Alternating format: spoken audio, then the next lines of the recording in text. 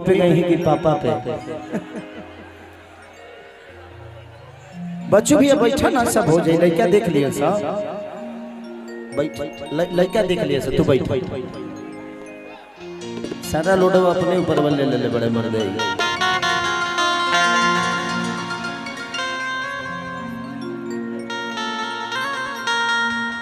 इतना बुझाता है डायरेक्ट सौरी से ही जिया गई बिया। नहीं, आप कलाकार हो, आपका स्वागत है बेटा। आप ठीक है, इसी उम्र में आप अपने आप को प्रूफ कर रहे हो दुनिया के सामने। ये छोटी बात नहीं है। आपकी उम्र कितनी है ये मेरे लिए जानना जरूरी नहीं है। आप इतने कद में भी दुनिया को अपनी पहचान बताना चाहते हो, वही आपकी विशेषता है।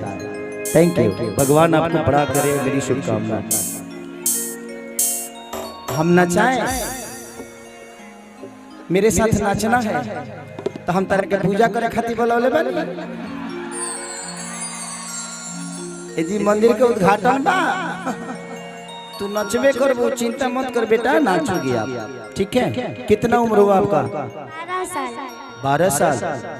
इस उम्र में बच्चे पढ़ाई करते हैं, बट मैं अपनी मजबूरी को समझ सकता हूँ, शायद कोई मजबूरी होगी। कोई बात नहीं, कोई बात नहीं बेटा। अगर आपको पढ़ना होगा तो मुझे बताना, मैं आपको पढ़ाऊंगा। अच्छा ठीक है बेटा, ठीक है। थोड़ा सा कार्यक्रम है ना, तो थोड़ा मुझसे दूरी रहना पगली। तुम्हारा एज ही 12 साल है। मैं तुमको कुछ भी कहूंगा तो लगता है मुझे, मैं खुद को अपने आप को गाली दूंगा। तो आप डांस करो, कोई दिक्कत नहीं, ठीक है, कोई बात नहीं। हो हो हो हो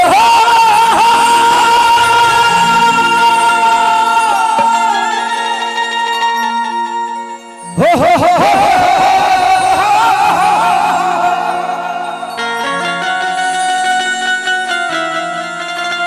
ला ला ला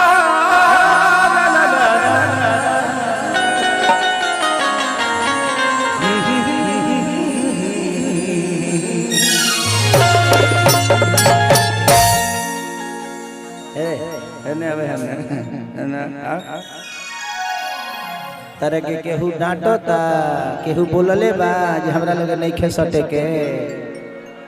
पागल हो का? हेने अब भगवान इतना निमन तरह के बनौले बड़े, कुछ कर ही खातिर ना। अच्छा, तो जीवन में कुछ कर, हमारा संगे मत करो, काम करो। का जी कि चढ़ल जवानी जोर भइला कि मन पगलाता है राजा जी, कि दूरी इतना बाड़ा का कोई बलमुआ हो। हमके तो होता अब बहुते साजा जी।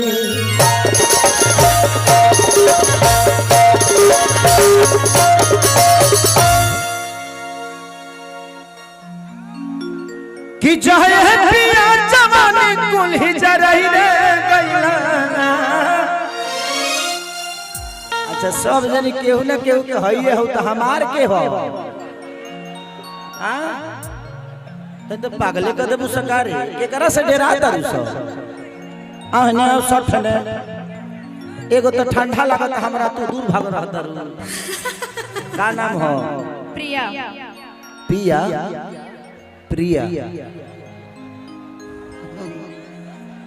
ओ प्रिया प्रिया,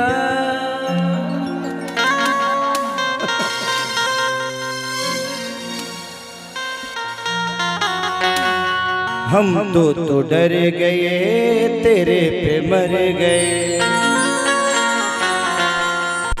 अभी तक न तेरा न मर लिया। अरे की चाहे पिया जवानी हमर जरई रे गइला ना, हो जरई रे गइला ना। तो एगो नचनिए करा देखो आप लोग बिल्कुल मेरे से मत डरो, जितना छुछुनरई होता है मैं ही करता हूँ। यहाँ देखो प्रवचन तो चलेगा नहीं, है कि नहीं? यहाँ जितने लोग आए हैं सब मजा लेने आए, तो यहाँ छुछुनरई चलता है थोड़ा, तो थोड़ा बहुत छुछुनरई होगा, ज्यादा नहीं होगा, क्योंकि मैं भी, मेरी भी बीवी है, उसको भी जवाब देना पड़ता है मुझे।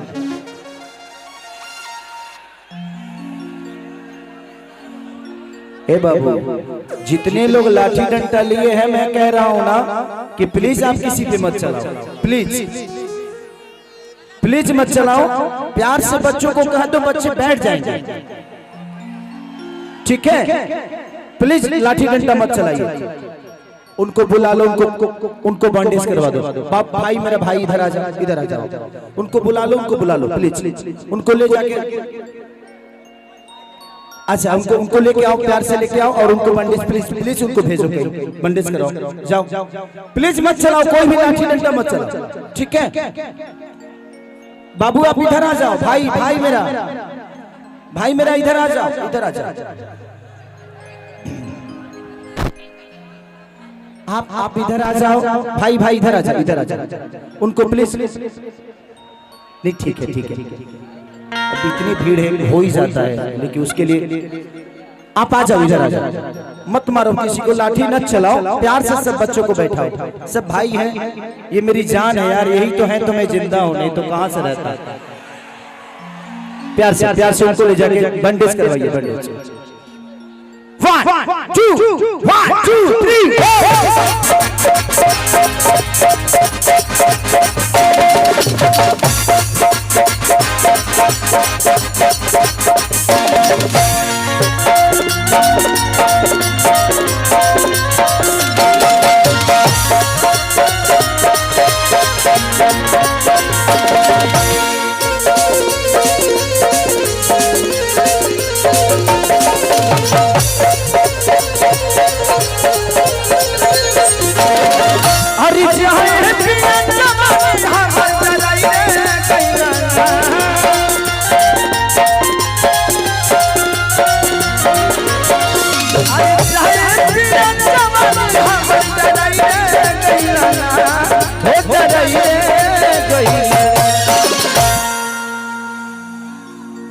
एगो नचनिए कर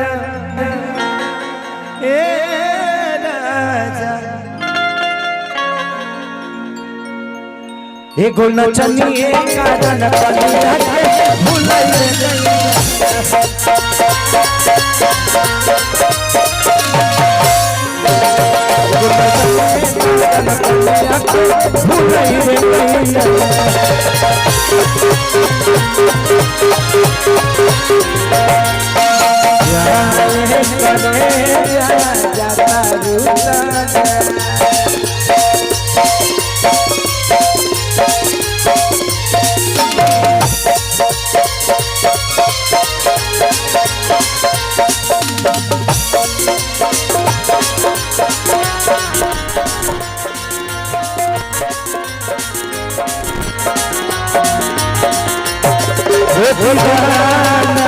मैं तेरा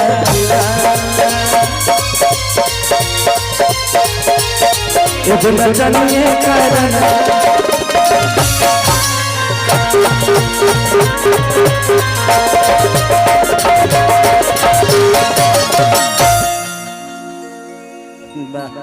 ये में भुला जाती है, करे के खोजे के पड़त जे केने बिया।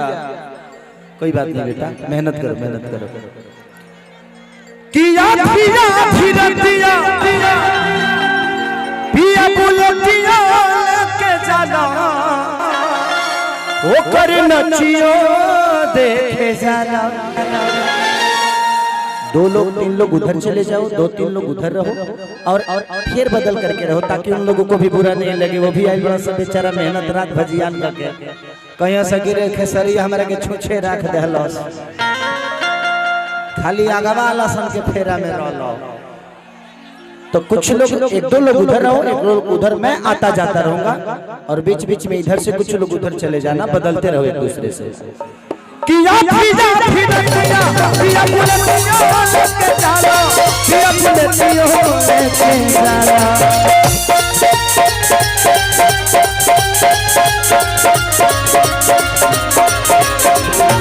नाच के समय ऊपर रोटियां नहीं खाला ऊपर रोटियां नहीं खाला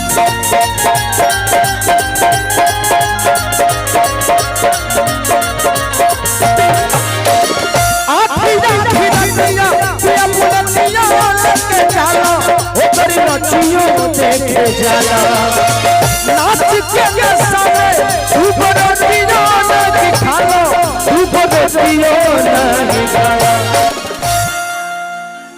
बहुत अच्छा 11वां तोहरे लोग के हो तब ठीक बा देख लिए लो ज्यादा लोग मत चढ़ी हो ना तभी होता नहीं ऊपर बड़ा लोग जहाँ घोषण के अंतरिक्ष में नजर आई वालो ओ जी नेटवर्को ना रहे ओ जी कौनो फिल्म देखेगा ना मिली अरे की चाहे पिया जवानी हमर अरे जरई रे गइला ना की चाहे पिया कमाई कुल्ही उड़ाई रे गइला ना मत देखाओ फोटो के भूल चुकल बनी हम हो उड़ाई रे गइला ना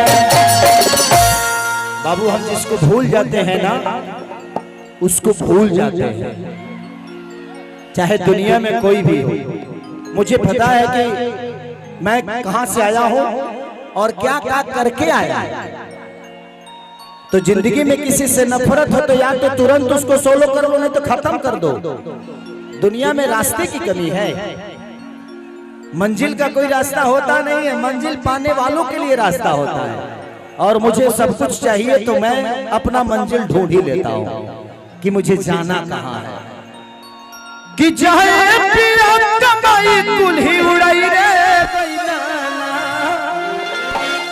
हो उड़ाई रे गइला एगो नचनिए कादन एगो नचनिए कादन भूलई रे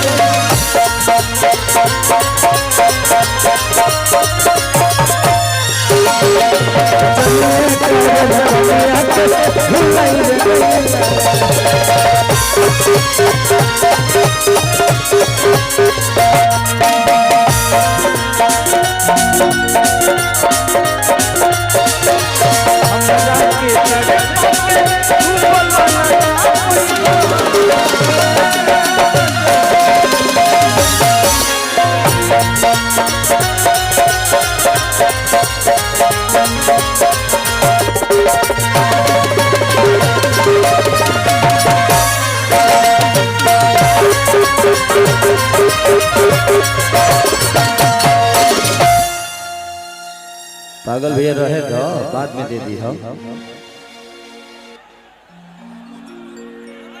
बच्चू पहलवान तो माल बाद में दी है वो हमारे के ना दी है वो देवे वाला बोला ले बड़े देवे वाला बोला ले बड़े वो हमारे के ना दी है पहलवान में रहता है हेलो साउंड ऑपरेटर से रिक्वेस्ट है म्यूजिशियन टीम से कांटेक्ट